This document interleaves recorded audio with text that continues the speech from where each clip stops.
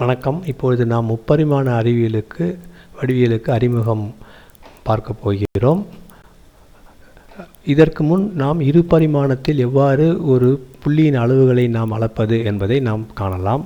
உதாரணமாக ஏதாவது ஒரு புள்ளியை எடுத்துக்கொண்டால் அந்த புள்ளியின் ஒருங்களவுகள் எவ்வாறு காணப்படுகின்றன. இங்கு நமக்கு தளங்களில் புள்ளிகளை அளக்க நமக்கு இரு அச்சுகள் தேவைப்படுகிறது. அதாவது எக்ஸ் அச்சு, ஒய் அச்சு.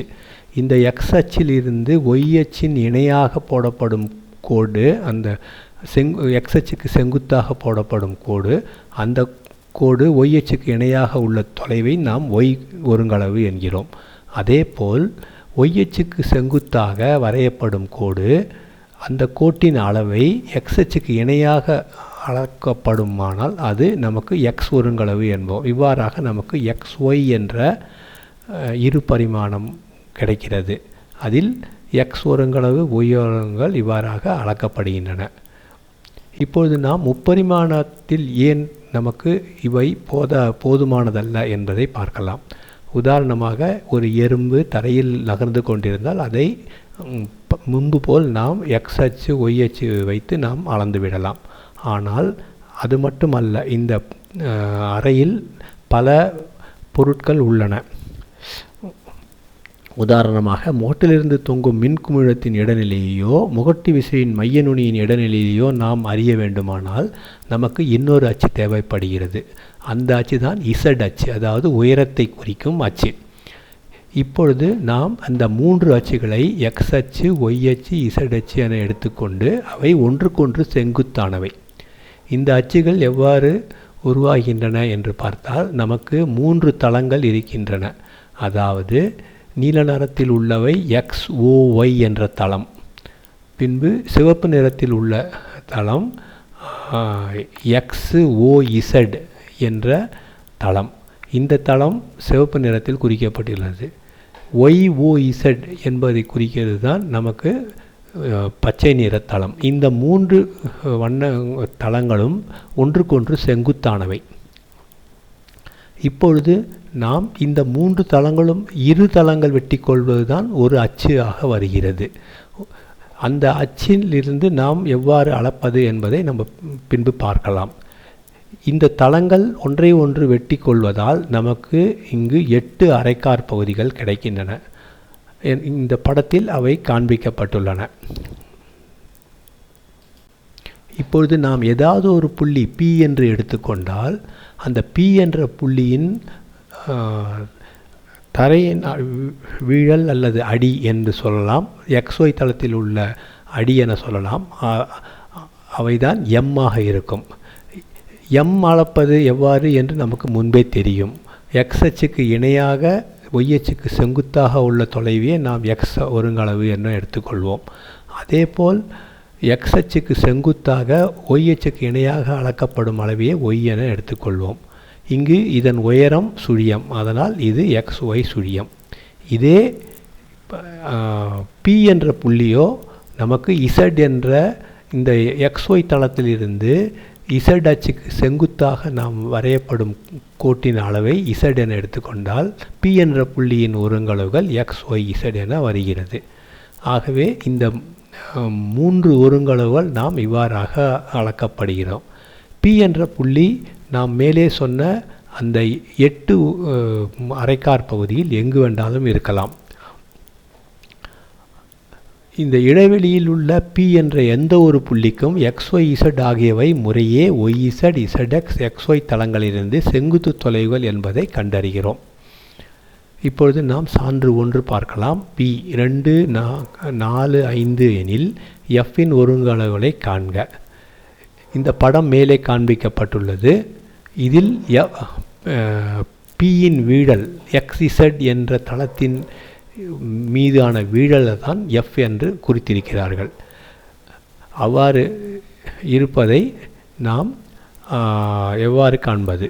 உதாரணமாக F என்ற புள்ளிக்கு OYக்கு நேராக அளந்த தொலைவு சுழியம். அதாவது OYயின் அளவு வழியாக நாம் F அச்சுக்கு F புள்ளிக்கு நாம் அளப்பது மதிப்பு சுழியம். ஏனென்றால் அது XZ என்ற தளத்திலேயே உள்ளது.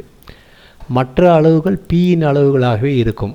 ஆதலால் இதற்கு மதிப்பு 2-5 என நாம் காண்கிறோம்.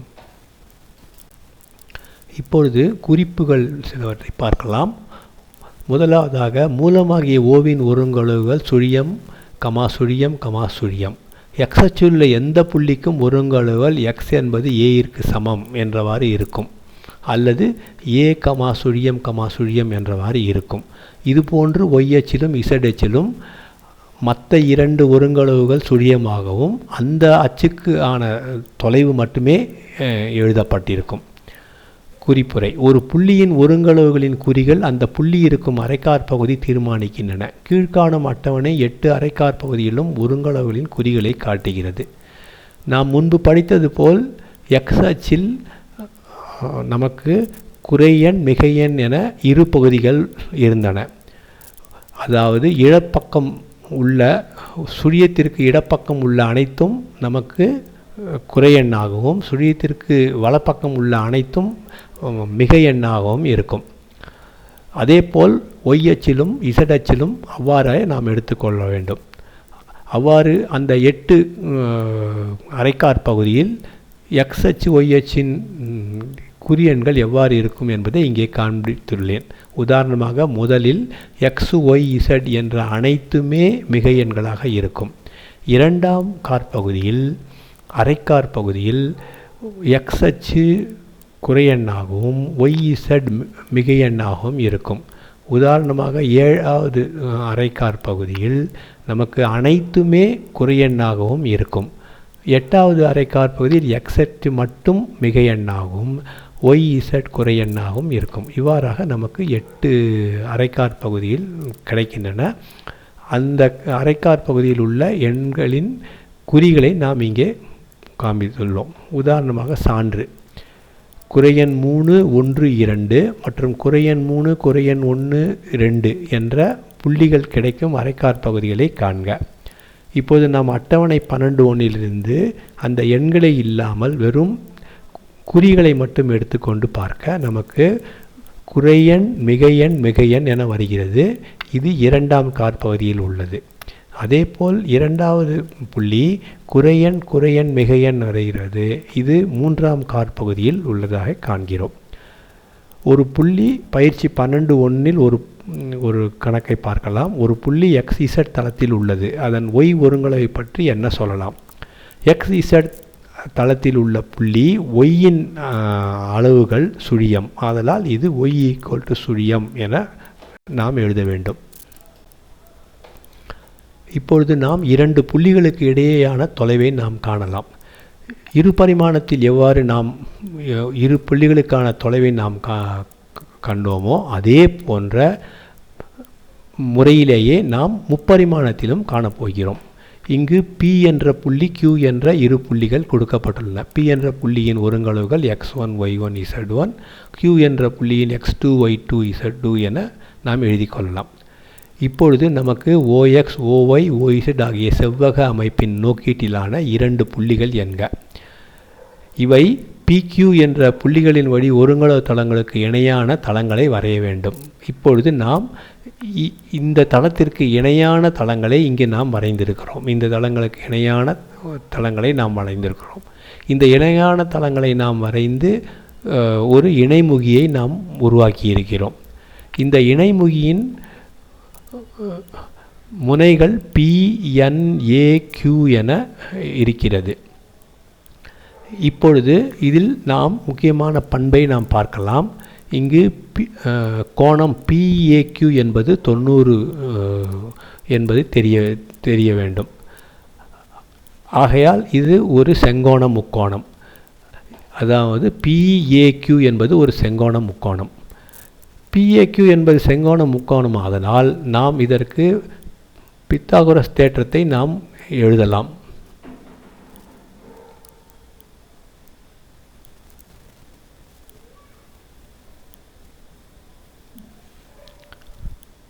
PA வர்க்கம் கூட்டல் QA வர்க்கம் என்பது PQ வர்க்கத்திற்கு சமம்.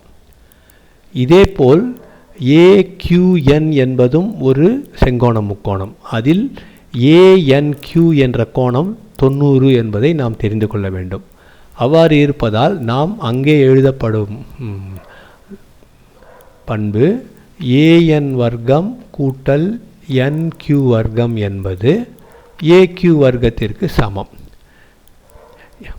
இப்பொழுது நாம் இங்கே ஏக்யூ வர்க்கத்தை நாம் இங்கிருந்து இதில் பிரதியிட நமக்கு கிடைப்பது பிஏ வர்க்கம் கூட்டல் ஏஎன் வர்க்கம் கூட்டல் என்கியூ வர்க்கம் என்பது பிக்யூ வர்க்கத்திற்கு சமம் என நாம் பெறலாம்.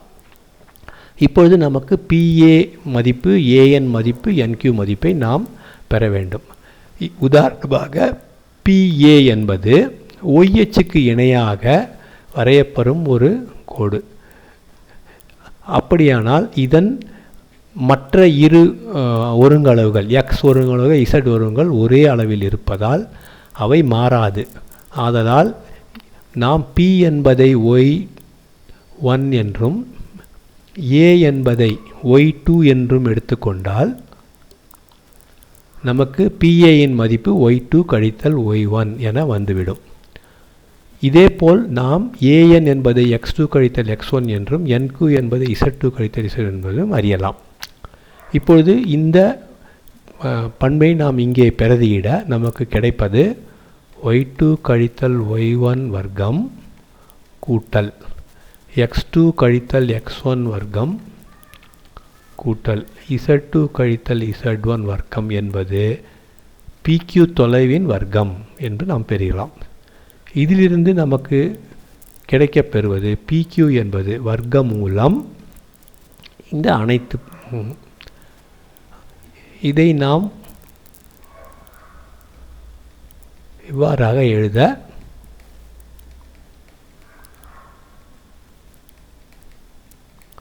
என பெறுகிறோம். அதாவது pq என்பது வர்க்க மூலம் x2 கழித்தல் x1 வர்க்கம் கூட்டல் y2 கழித்தல் y1 வர்க்கம் கூட்டல் z2 கழித்தல் z1 வர்க்கம் என நாம் பெறுகிறோம். இப்பொழுது இதில் x1 y1 z1 என்ற p என்ற புள்ளி மூலத்தில் இருக்கலாம். அதாவது p என்பதை மூலமாக நாம் கருதினால், அவ்வாறு கருதினால் அப்பொழுது qஇன் மதிப்புகள் எவ்வாறு இருக்கும் என்றால் இது OQ என மாறிவிடும். p என்பது Oக்கு சமமாக வந்துவிடும். அப்பொழுது இதை OQ என எழுத வேண்டும். அப்படி இருந்தால் இதை நான் பிரதியிட நமக்கு கிடைப்பது x2 வர்க்கம் y2 வர்க்கம் கூட்டல் z2 வர்க்கம். அப்பொழுது ஏதாவது ஒரு புள்ளி ஆதி மூலத்திலிருந்து பெறப்படும் தொலைவு நாம் இதை பொதுவாக எழுத நமக்கு கிடைப்பது அந்த புள்ளியின் மதிப்புகள் தான். ஆதலால் இதை x வர்க்கம் y வர்க்கம் கூட்டல் z வர்க்கம் என எழுதி கொள்ளலாம்.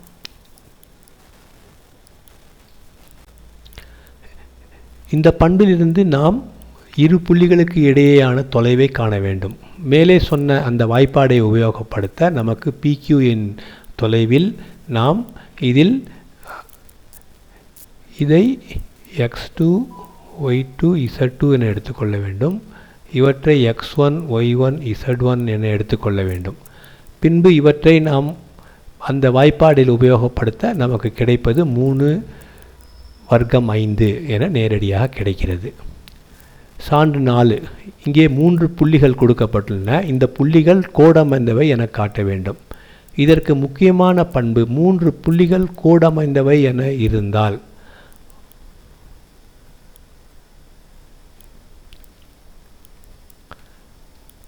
இவ்வாறு இருந்தால்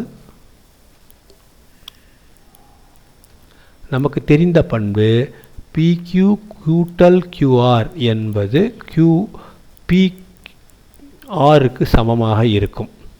ஏதாவது ஒரு புள்ளி மையம், அந்த மையப்புள்ளி மற்ற 2 புள்ளியின் தூரத்தை நாம் இவ்வாறாக தெரிந்து கொள்ளலாம். இங்கே நமக்கு QR என வருகிறது. ஆதலால் இங்கே P என்ற புள்ளி மையமாக இருக்கக்கூடும் என நாம் தெரிந்து கொள்ள வேண்டும். QR என்பதுதான் அதிக தொலைவில் உள்ளது. அதனால் இதை நாம் இவ்வாறு எழுதி கொள்ளலாம். இதை P ஆகவும்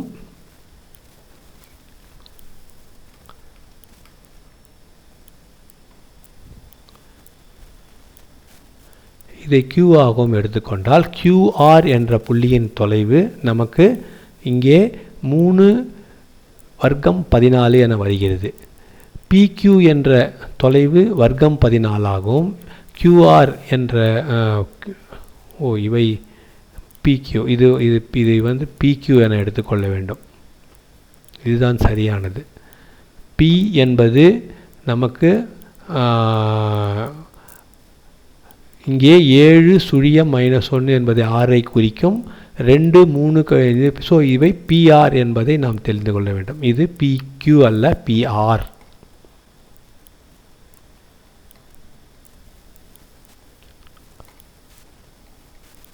PR.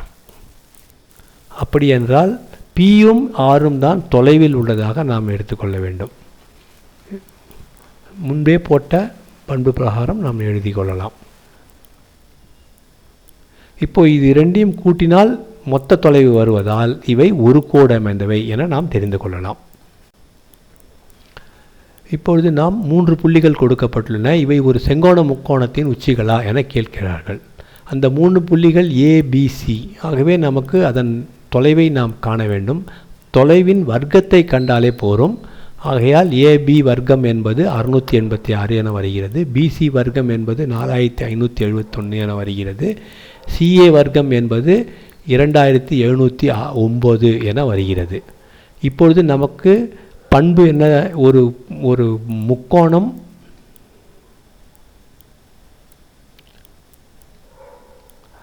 செங்கோண முக்கோணமாக இருந்தால் 90 டிகிரியாக இருந்தால் AB வர்க்கம் கூட்டல் AC வர்க்கம் என்பது BC வர்க்கத்திற்கு சமமாக இருக்க வேண்டும். இப்பொழுது நாம் AB வர்க்கம் கூட்டல் AC வர்க்கத்தை நாம் கூட்டினால் நமக்கு கிடைக்கப்பெறுவது 3395. இது BC வர்க்கத்திற்கு சமமாக இல்லை. அதாவது BC வர்க்கம் என்பது CA வர்க்கம் கூட்டல் AB வர்க்கத்துக்கு சமமாக இல்லை. அவ்வாறு என்பதால் ABC என்பது செங்கோண முக்கோணத்தின்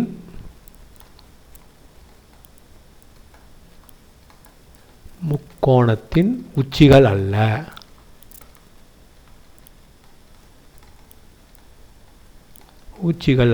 என தெரிந்து கொள்ள வேண்டும். முக்கியம்.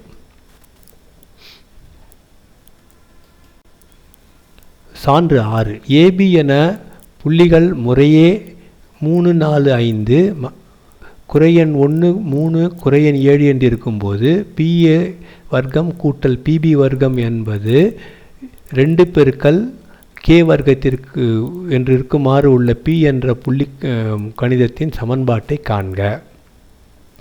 இப்பொழுது Pயின் ஒருங்களவுகள் x, y, z என்க.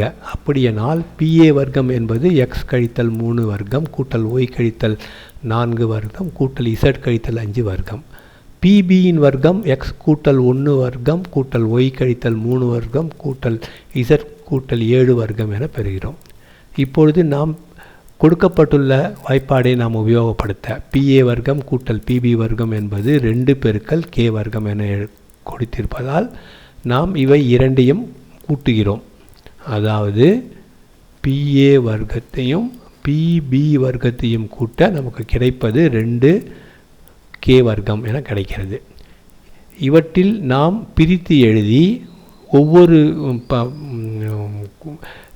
x வர்க்கம் x, y வர்க்கம் y மற்றும் z வர்க்கம் z மற்றும் எண்கள் இவற்றை சரியாக நாம் சரி செய்ய நமக்கு கிடைக்கப்பெறும் பண்பு 2x வர்க்கம் கூட்டல் 2y வர்க்கம் கூட்டல் 2z வர்க்கம் கழித்தல் 4x கழித்தல் 14y கூட்டல் 4 என்பது 2K வர்க்கம் கழித்தல் 109 என பெறுகிறோம்.